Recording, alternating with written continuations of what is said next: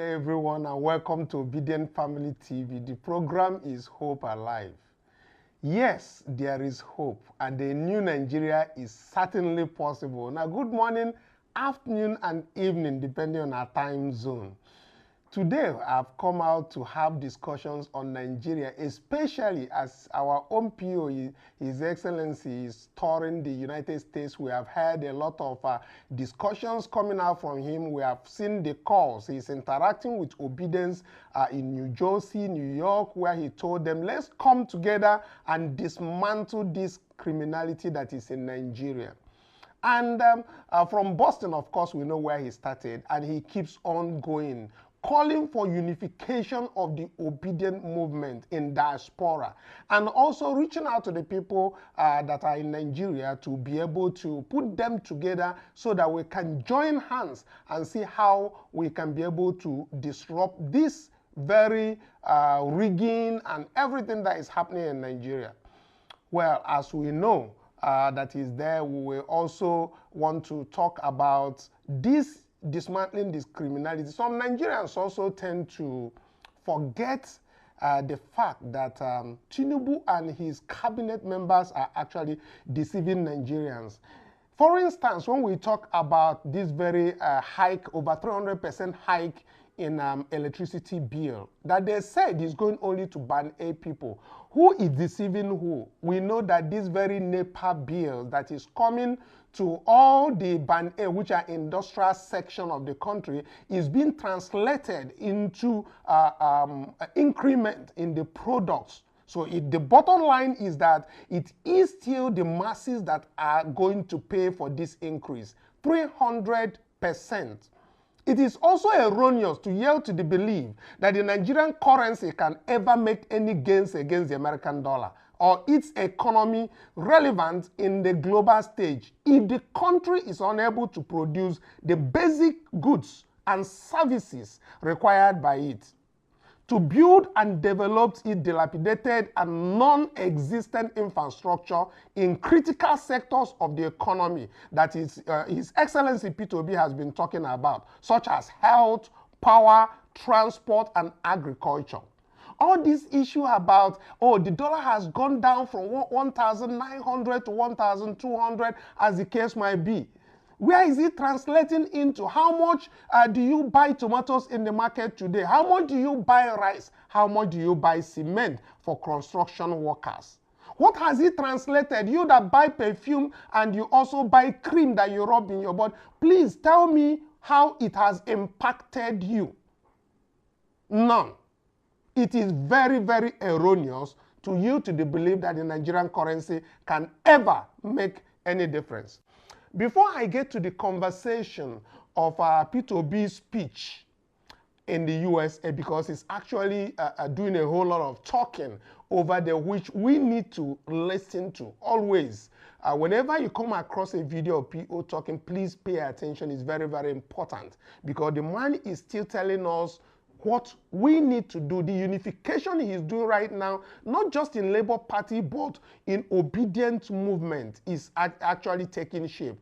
As we know, Obedient movements are also uniting, making sure that they all be together, be in one body and soul, and then continue to see how they can dismantle this criminality. So before I get to the speech that His Excellency gave in New York, let me bring to your attention the fact that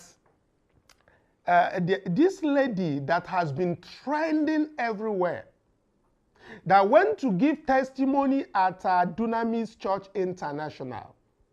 I don't like joining issues with church. I don't want joining issues with the men of God. But when it comes to certain sacrifices that must be done by the men of God, I will tell them to, yes, go ahead and do it. Pastor Nenche, I respect him so much. He's a man of God, but he needs to apologize. It is not enough to write, call it a letter, a public release, after he insulted the lady that came for a testimony, demorized her. This is the official statement that they sent out after last Sunday's service. This is what they called a scenario that was created on Sunday, on the 14th April 2024 at the Glory Dome, that is the global headquarters of Dunamis International Gospel Church, when Mrs. Ayim Veronica Nena came out to testify of how God helped her graduate from the university, thus making her the first person to attend that faith in her family. That was what that lady came out to do. She came to glorify God. She came to actually make peace with God for giving her that very leap. These were the immediate triggers for the said reaction, this scenario. This is what the church is writing, or let me leave the church. This is what Pastor Nature is sending out to the public. First, listening to the testifier's expression as it borders on basic spoken English conveys the impression that the minimum standard expectation of a graduate, especially a graduate of law, was not met. Second, stating that she studied law for 10 years begged the question of what her degree actually was. Third, she was unable to state exactly what the correct degree was for law, which is LLB, rather than she said it was BSc in law, which is likely unknown as a law degree in Nigeria and possible global. Now, let me stop from reading this very particular article, because I want all of us to understand this is what the Dunamis Church, this is what Pastor Nature has actually sent out to the public.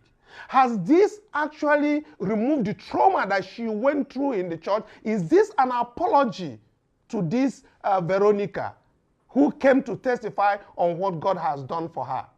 This lady, Verani, who is a police officer, obviously suffered stage fright and wasn't composed and spoke bad grammar. Obviously, that is what happened in the church there. Law graduates are awarded LLB and not BSc. She claimed to have graduated from National University of Nigeria with a BSc in law. Pastor Paul Nenche couldn't take it any longer, and after a few cross-examination, decided the lady was lying and promptly marched her up the testimony pulpit with ignominy. Let's be clear. He stated clearly that your testimony is a lie. That is what Pastor Nenche did. Now, as I respect Pastor Nenche, when you say that somebody is telling lies and you find out that the person is telling the truth, we need you to come public. We need you to go directly to that very person and apologize. You did that publicly. There is nothing like BSc in law. Agreed. Please go back to your seat. That is what he said. BSc in law. Is that how lawyers speak English? The pastor asked rhetorically. That is what happened in church that very day. Your testimony is a lie. But again, even me, I stay here now and they talk. I go school. So if I speak all this one, when I speak the grammar as I sabi am they speak am. Person go come on talk say I don't know what I they talk. That one na the person business, but this one be saying for church where everybody thousands there for that very place. The woman no even fit gather herself straight. She fit the shake because she the first crowd. Stage fright na in do her. They talk say the lawyer speak English. Now, the walk from the pulpit to her seat must have been the longest this police officer would ever have walked. Recall, she's a police officer. She was trained, yet she fumbled inside the church. Now, she has provided evidence that she indeed graduated from the National Open University of Nigeria with a law degree. Yes, with the evidence in the open. Will the miracle-working pastor Enenche apologize to her for the disgrace, for this very disgrace she suffered? That's all I'm asking for here. Let him apologize to her. Yes, we are men of God should be humble. Apologize to her. What was the essence of the public disgrace, if not hypocrisy? If I must say that, to make his members and the discerning public think he is a no-nonsense man of God? No, it shouldn't be. Apology is needed. Aside from this lady's incoherent testimony, I think the mistake many of us are making is to condemn this lady's inability to clearly speak about her graduation and give the testimony that will enhance Dunamis business interests. So many graduates in all fields of study today cannot confidently defend their certificates. That we know. Many of them cannot speak good English. Dr. Enenche, who is obviously a senior pastor, should know. He have interacted with people both in confession and all of that. He should know that people who finish even have their masters cannot speak good English. He should know that. I have seen law and journalism graduates who cannot write a simple application letter. I have seen medical doctors who graduated and cannot perform simple diagnosis. I have seen architects who are good at designing the worst buildings you can think of. I've seen graduates in all fields who will leave you wondering if they ever saw the four walls of a university. What we fail to do in this lady's instance is to ask the basic question about the felon. Read felon. Standard in our educational system. Our educational system is falling. How do you expect our graduates to perform optimally when we budget peanuts for education and approve humongous sums for religious pilgrimage? 9 billion that Tinubu approved for pilgrimage. How many of our lecturers teach students dedicatedly? How many will subject undergraduates to rigorous studies and not collect money and kindness to pass them? That's my question. As far as we are concerned here, Dr. Pastor Paul Enenche is a respected man of God and has succeeded in disgracing this lady and not pinching the leaders' consciences to reason why our graduates are like this police lady. This should worry us and not the church. Show business to which this pastor and others engage. Yes, even the person we know that is Odumeje, that is always doing his own things and his own power. We will understand the grammar that Odumeje uses. The incoherent wouldn't have even mattered. In Odumeje's church, the old people who are following there, they know. Or whether he speaks the grammar well, he knows speak the grammar well. It does not matter. The lady has brought out the facts that she was not lying in the church. And I respect that Pastor Enenche should apologize to her. That's all we are asking at this very point. Thank you very much. I don't want to join issues with the church. He's a very perfect and a very straightforward man of God. I respect him. And I attend services also in some of their, when I feel it is okay. So it's not like I'm not a dynamite, as the case might be. No, we just need apologies when such things come across, when it happens. Please do apologize, not just to her, but to Nigerians. That is all. Let's get to what our PO said in the US that is actually making some people talk. But do not forget to like and subscribe, as Obidient Family TV is fully back. We're hacked, you know, as we are preparing the Cooperative Society of Nigeria for all obedience across the local governments in Nigeria. Well, they deem it fit to hack our Obidient Family TV, and for several days you won't find any video, but God passed them, like we said. And thank you, Obedience, for praying for us to recover the Obidient Family TV. We are fully back now to serve you better. For those of you who have not joined the Obidient Family Cooperative societies in your respective local government, use the link that is below on the comment section and description of this video. Join the WhatsApp platforms there. Find your local government in there. Join them. Be part of this welfare package that is coming through the Obidient movement. Obidient Family is here for you. Many of us are getting certificates. Many of us are opening bank accounts. They are going to start business. It's all about welfare and doing business for mutual benefits. Let's take our PO's thing finally, because that is what I want to do final. Let's take what PO said in the US when he met the people in New York and New Jersey, and the town hall conversation, and also the issue of trying to quench the criminality that is happening in Nigeria. Thank you very much. Once again, Mr. Kanu, I will come back soon. Bye for now. Thank you very much. And I'm sure you saw. Sorry. Thank you for your kind comments. You actually set it up. And I'm sure you saw what happened to me in Ghana this year. I don't know whether you followed when I went to Ghana to Yes. for it, and the government had to stop it. Yes. Again, all I said to us, don't relent. We cannot. What I'm doing today, I've seen it all. If I didn't see it, I won't be. I used to hear people are corrupt. But I can tell you, that's why I said it for Nigeria. We need to dismantle the criminality called Nigeria today. There's nothing left of it. It's a criminal country. And unless we dismantle, so it's not corruption. Corruption maybe is where people decide to, but when it is a set up where everybody is doing them and they have their own work. And to do it, there's a lot of things. It is you. It is us there. Even if it's just 1, 2, 3, 4. Let's continue saying it's wrong. It is difficult to do. I can tell you. I get harassed every day. I get all sorts of things. This is I'm saying here. People are going to tell you this. That what are you saying? Why are you saying this is bad? Why are you saying that is bad? Even when you want to do good, I just told you that I want to do oh.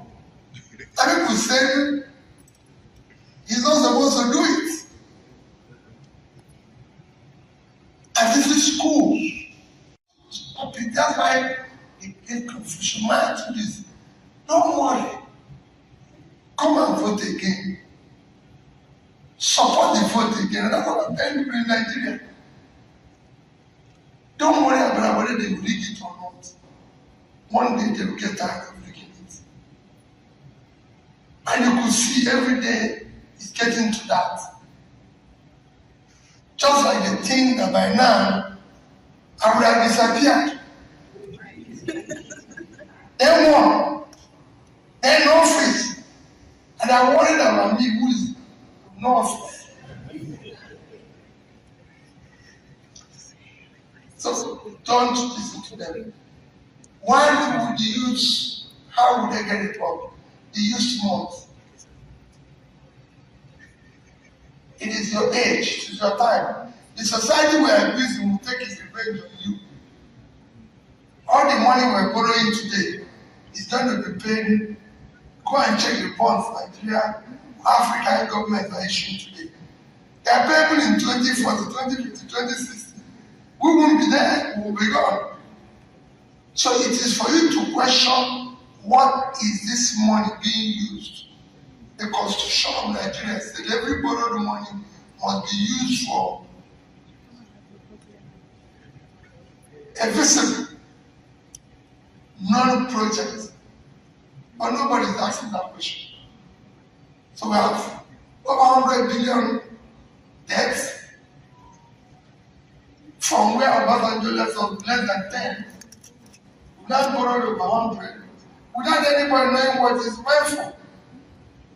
That is what is buying houses in America. And we must stop. But whenever I go to say, Peter, let me tell you, come on. Nobody is happy with you.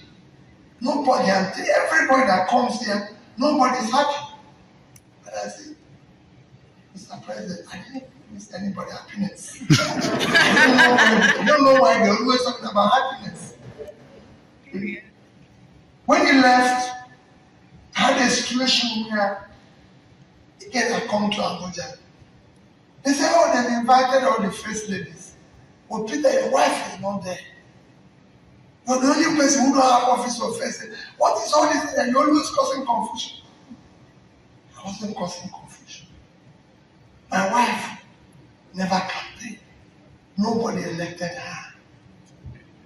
I'm the one who was elected as governor. Right. Two of us are close, but we can't have office of first lady. There's no office called office of first lady. Have you ever seen the governor of New York going with the office of first lady? No. And they will even create advisors for her. To advise her on what? How to live with me? Or how to do what? Bullshit. Cause confusion. So you now have a situation where the governor have a convoy. something vehicle, and then first lady are 20 something vehicle, going nowhere. It's creating confusion. So these are things, people do things that are wrong and believe they are right. What is it? Madness. I said, don't you know? We have a situation where bad behavior has become a measure of success. So I can come in here with the police pushing everybody. It's a madness. But unfortunately, we have no way of measuring people who are mad and not. So that's what I do. But you're dealing with the overall health situation. It's not just better. Everything, I'm sure you follow it. We've overtaken India in infant mortality. India is 7 times our population. So it's overall health. And I keep saying leadership. Nothing else.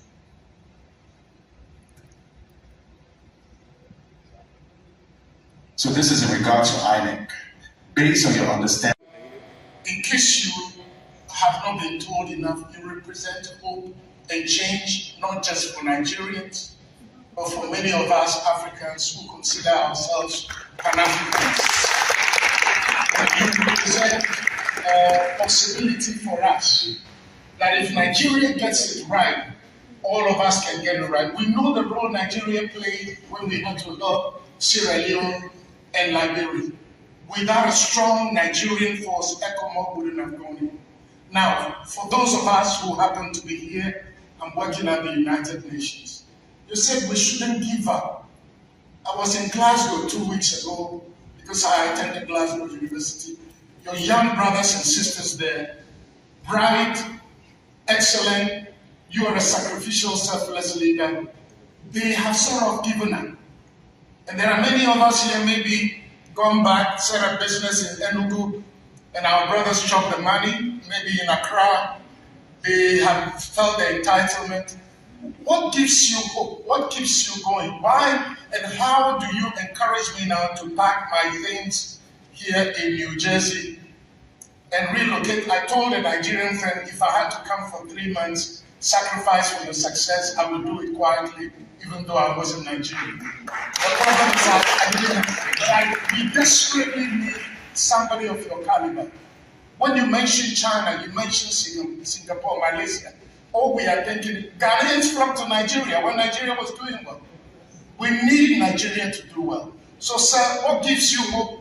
What keeps you going when we all live here now? What are we going to say? He refused to buy a house in America because Onitsha is the best place on earth. Thank you, sir.